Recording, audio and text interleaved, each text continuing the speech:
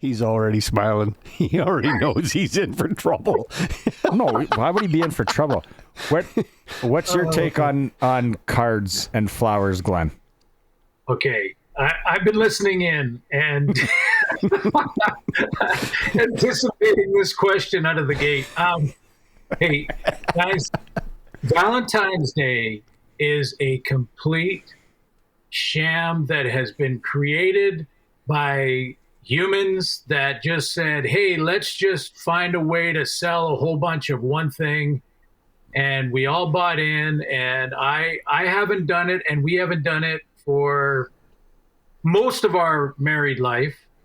I didn't like it even before then, which is a long time ago, over 30 years ago now. I think it's a big scam. I do. I really do. I know your wife's not home, is she? No, well, but I love Sharky. I loved what you said when you said, "Hey, we're not getting presents. Be careful with that." Yeah. I've fallen into that trap many times. Don't But not at Valentine's Day. At Valentine's Day, honestly, we both are in the same boat. It's kind of like, come on. Somebody just decided we're going to have to buy flowers and chocolates and stuff like that for one day because you have to show someone that you love them. Hey, if you do it and you're into it, good on you, whatever. But I'm not going to buy into it. Here's what I do sometimes, though, guys. Honestly, and I'm not trying to talk louder so she hears me upstairs. But I try. Sometimes in the middle of I don't know, let's say January 15th, I'm out at Save-On shopping or wherever I'm out there shopping. I know free plugs. Yeah, well, that was a little football. I know what you were doing there. Yeah, sorry. Boy, you guys are on it, right? You guys are on it today. But I'll be just shopping, right? Like go out shopping, get a few things. You got to get some milk. You got to get this and that. You got to get some eggs, all that. I'll go out and buy some flowers for her that day, and just say she's like, well, what happened? What's the occasion? What did you do? Kill Glenn's mic. Kill Glenn's mic. I told you it was going to be one of those ones where it was a bit of an eye roll, but I'm telling you. That's the best one. Like bring her some flowers when they don't expect it at all and just say, hey, just for you being you, taking care of everything that you do. I was just thinking about it and I thought, hey, and honestly, that way better than this day that someone invented. Who invented Valentine's Day anyway? Who invented that? I like the scam thing and to use the scam thing. To use the words of the prophet Kramer, the biggest scam perpetrated on the American public since 1 hour Martinizing. I forget what he said that about, but that one sticks with me. Okay, let's move. No, hang on. Okay. I just want to point out all the good things you can get on the Sports Cage. We've had a history lesson today. We've talked about different Canadians, and now we've got a romance lesson from Glen Suitor. So, how was that a romance lesson? He just sewered a bunch of guys. No. He just said make any day Valentine's Day, right? Make it. Any day can be Valentine's Day. That's a good way to put it. Nice framing there, Sharky. I like it. Yeah. I like it. For you, Suits. Sappy. You don't have to get a card, but flowers are a nice touch. Okay, let's start. Let's start on the text line. Thanks to everyone who sent in some questions for Glen Suitor on press coverage for our friends at Bronco Plumbing and Heating. First one, Glenn. Actually, we got this a few times. Mm-hmm. Any word on the next commissioner? Yes. Yeah, it's a great question, and either for the first time in the history of Canadian football, the Board of Governors have been able to keep a secret, or they don't have a list completed yet. Now they may have a couple of ideas, and they maybe have a list in progress. Their last minute Valentine's guy. But honestly, best kept secret. If they do have a list, best kept secret to date. And if they don't have a list yet, and they're still going to meet and talk together. And I don't know, they better hurry. I mean, I guess what has been the safety net right now, guys, has been that Randy Ambrosia said he won't leave, and the office will continue to function until a new guy is found. So he's trying to help out in that regard.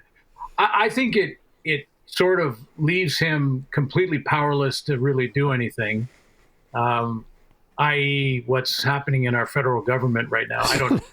Good comparison. Yeah, good comparison. I don't want to get political, but when the guy says he's going to retire and then he stays in office, there's nothing he can really do or accomplish. Anyway, you know what? It's a great question, and to all the listeners that are wondering about it, and all the football fans, I honestly am working on it every day. I wake up, I send a couple of texts. Any word on the commissioner? Any idea? And as soon as I hear, they will. But nothing yet. Nothing. Not even a name yet. I have heard through some sources, not to out inside anybody, but they're focusing on getting somebody with a whole bunch of media experience. So Glenn, and I'm not joking when I say this, Glenn, have they approached you? The NDA deal is no. I'm honestly kidding. No, I haven't. No, I haven't been approached. And could you do the job? I would know what I don't know. In other words, I'd want someone working, right beside me with regards to accounting. From a messaging, selling the game, and growing the game, I think I could do the job. But from a strictly, accounting, when it comes to rules committee, and we could go through a list of things that, I think people, you're sitting in a bar saying, hey, if I was commissioner for a day, here's what I do. And, I've had that discussion many times. And, the first thing in that whole international player thing would have to be revisited immediately, unless there are some income or some revenues coming in that they haven't told us about. I would definitely be looking to change it, alter it, maybe even get rid of it. And if teams wanted to still sign and recruit from Mexico and Europe, great. All the power to them, but it's not going to be a mandatory spot. In fact, there would be a growth in the spots for maybe another American and 2 more Canadians to grow the roster, so that from a player safety point of view, you get some of your starters on offense and defense off of special teams, and you have strict special teams units. But in order to do that, you've got to increase the size of the roster. There's a lot of things, and growing and becoming closer and in touch with Canadian flag football, Canadian amateur football, and having the CFL league office be the sort of the inspiration that you're going to go out and bring this country together with amateur football, high school football. Every elementary school and high school in this country should have flag football setups, cones, flags, footballs that have CFL logos on them. Every elementary school, every school in this country should have that. Should be part, just like volleyball, basketball, part of their curriculum. And Suits, I'm ready. Let's go. I'm ready. Let's go. When flag football becomes an Olympic sport, which it will, and Canada does very well, which we will, I think it's going to just explode, and that will trickle down to fans in the stands watching these Canadian kids that they saw in the Olympics, like Trey Ford and Nathan Rourke, beat the U.S. in the gold medal game. Let me ask you a question, because I think as critical to the growth of the CFL is expansion within Canada. Is that somewhere that you see that this league can really grow, and where do you see that as possibilities? Because we've heard about Atlantic forever, and it hasn't come to pass. Quebec City. Where else? Quebec City's one. Where else? Yeah, I would say those two. Let's start discussions with both of those regions, Quebec City and with the Maritimes, and keep those two. Let's figure out how you can put together a temporary stadium that buys you the time to invest in that full stadium that you're going to need, and do it right with the capacity being 30,000, not 60, but you can add temporary seating for a Grey Cup game. You just imagine a Grey Cup game in Eastern Canada, and I'm talking the Maritime. Just imagine the rivalry between Montreal and Quebec City throughout the season. But the key to having both of them in those discussions is that maybe they start to compete against each other to be the first to get the next franchise. And then along the way, one pulls the other, and maybe there's another one added another 10 years later. So, yeah, I think the ownership group across the league is excellent. They're understanding messaging like never before. But we just have to be proud of it. I mean, the message is simple. It's the most exciting brand of football in the world. It's not the biggest business. It's not the most watched. The NFL is. We saw 128 million people in the United States watch the Super Bowl, and it was a snoozer. Could you imagine if it went down to the wire? I mean, and Barney, just for the record, when I said that Canada is going to beat the U.S. in flag football in the Olympics, I saw you turn away there. I saw you go, I don't know about that. Hey, I'd like to see it. I watched Mason Nias and all those Canadians, because there were so many kids from Saskatchewan at the World Flag Football Championship in Finland this year, and I watched it online. And just because I coach flag football, and I'm going to show my kids, this is the game. Look at some of these plays. But there were some countries, yes, the U.S., but Mexico, Italy, Spain. Wasn't Spain one of the better teams there? I think France was good. Yeah. Yeah, so it's wide open. Here's a question for you. If you were commissioner, let's say, brought to you, Glen's Commissioner Report, brought to you by Save On. Just kidding. Would you change this free agency tampering window charade thing that we just went through, or would you kind of keep that the same? No, I'd tweak it. I'd want to tweak it. I'd want to tighten the window that teams have to re-sign their own free agents, and then just open it. I mean, let's just get to it. So Christmas happens, New Year's happens. Right after that, a week later, the team's deadline is 10 days after New Year's to sign their own free agents and have exclusivity there. Don't let them talk to anybody else. And then after that date, it's open. You can sign wherever you want. You can go and get whatever players or talk to whatever players you need to. The other thing we need to invest in, guys, and I'm not talking about, I think our officials are as good as any in the league, and any in the world, I should say. But we need to invest in them more, and we need to invest in salaries so that it becomes a job where, let's say you're playing at the U of R right now. You don't think you're going to play pro football, or you probably won't get drafted, or even if you do and you don't make it, you want to stay involved in the game. What if the officials in Canada were making, $80,000 a year, $90,000 a year, could make a real good living during the summer officiating CFL games? It wouldn't change what's happening today, which again is a very high standard. But what it would do is it would create competition. You would see a whole bunch of more kids coming out of college football programs that don't get to continue their football career say, you know what, I could ref. And we would see referee schools that would have 100, 150 kids in them, men and women.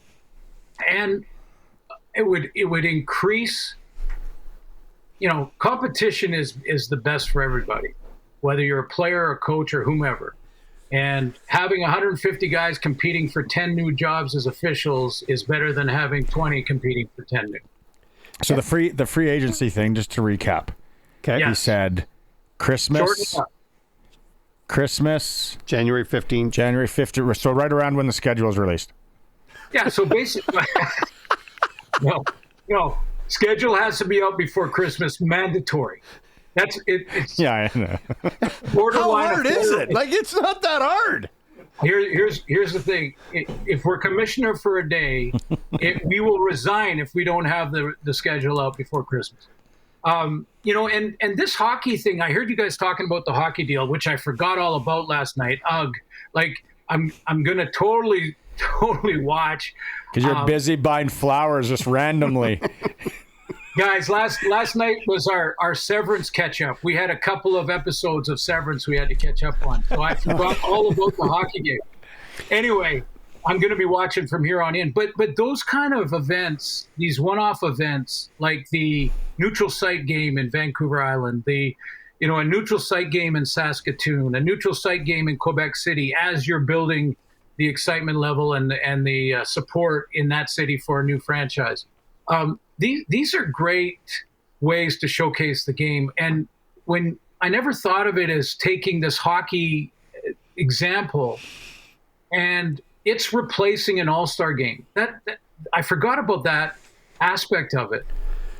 We need a competition. We need a skills competition break where Canadians and Americans in the CFL compete against each other. Or maybe it's a January thing, like not the Pro Bowl, not a game, because an all-star football game, you might lose too many guys to injury, and we don't really want to do that. But a skills competition, Americans against Canadians, would be very cool when you're playing against your own teammates, and just create discussion and excitement around the athletes, showcase the athletes. Those are 4 or 5 TV shows that you can put together and work on with TSN. I mean, growing the game and then have a flag football aspect to that, like a flag aspect for amateur guys coming up, that in the All-Star break, we play American skills competition against the Canadians. And there's a flag showcase as well with women's flag football. I mean, those are all TV show possibilities. Women's flag football is really good. It's Glen Suitor joining us. There it is if you're watching the stream. It's right there. Press coverage is brought to you by Bronco Plumbing and Heating.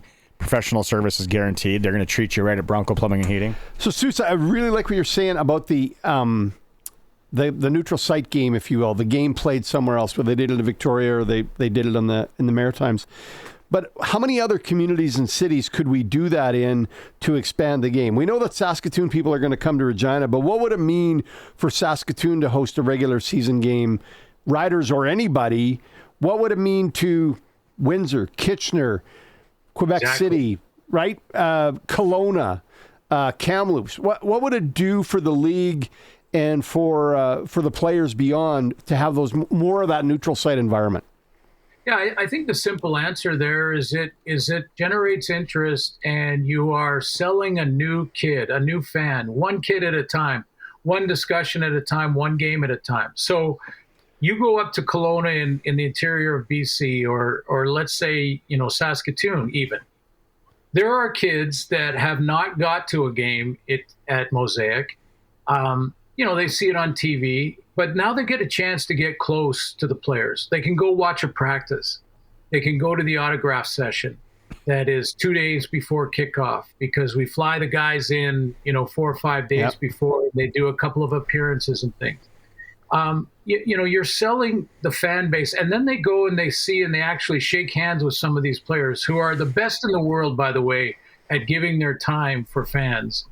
And with no attitude or arrogance about it, all of a sudden that kid is a fan for life. And that kid then goes and tells his dad, we've got to go to a game at Mosaic, or his mom. And that's how I became a fan. That's why the BC Lions, when I was growing up, had a practice at a high school, and I went and saw Jerry Taggy and Harry Holt and Ricky Ellis, those were players that were playing on the Lions at the time. And these guys look like giants to me.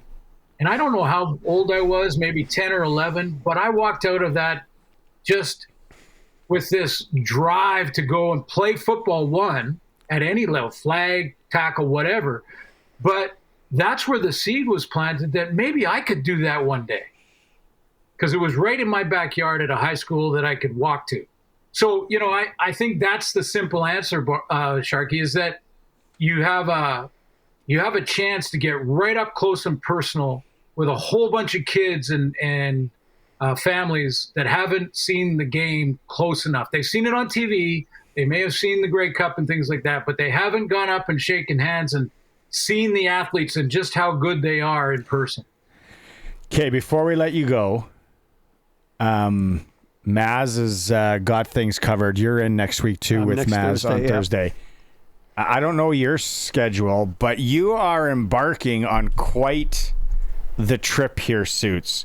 Why don't you just kind of we got about 2 minutes here. Lay it out. Like this is a kind of a once in a lifetime. You've been planning this for a long time. Yeah, it was planning that goes back 10 years. A teammate of mine who was a receiver. I was a quarterback in high school. He was the number one receiver we had.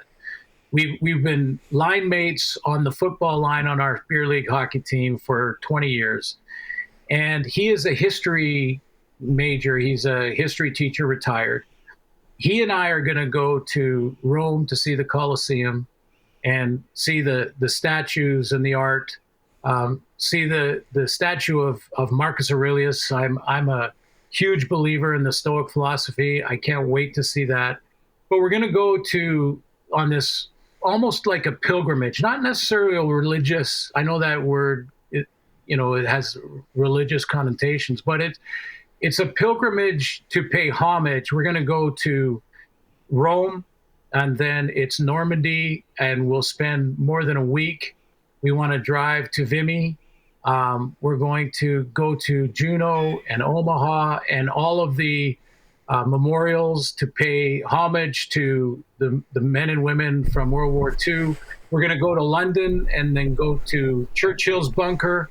I would love to have dinner where Churchill had dinner when they were bombing, the Germans were bombing London. And then we're going to go to Edinburgh and Scotland and to the Stirling Bridge, where William Wallace won one of the great battles in their fight for liberation against England years and years ago. So it's kind of this pilgrimage of historic, I guess, so I can get a real perspective. You guys know how much I back the military. And I do it. I've done it for years because, those guys sign up and volunteer, those men and women. And there are true Team Canada that serve, that put everything else aside to make sure that we are safe. And in the way the world is going now, to be able to go to Normandy and actually pay homage there is going to, I think I'm going to be very emotional, to be honest. And I don't really have a family connection to World War II, but I certainly have so much great respect for the men and women in the military today and back then for sure. Those were 18, 20, 21-year-old kids. Yeah. Yep. That were hitting the beach to fight for our freedom. And as we see what's going on today, without getting preachy, boy, we better keep fighting for that freedom and democracy. Glenn, enjoy that vacation. I'm so jealous I'm not a part of that trip because those are exactly things that I want to see in my lifetime. And I commend you for going on that trip and enjoy every minute of it.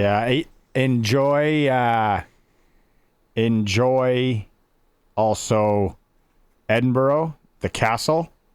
Yes. The Royal Mile. Yep. And then there's this castle, and then that castle is something else.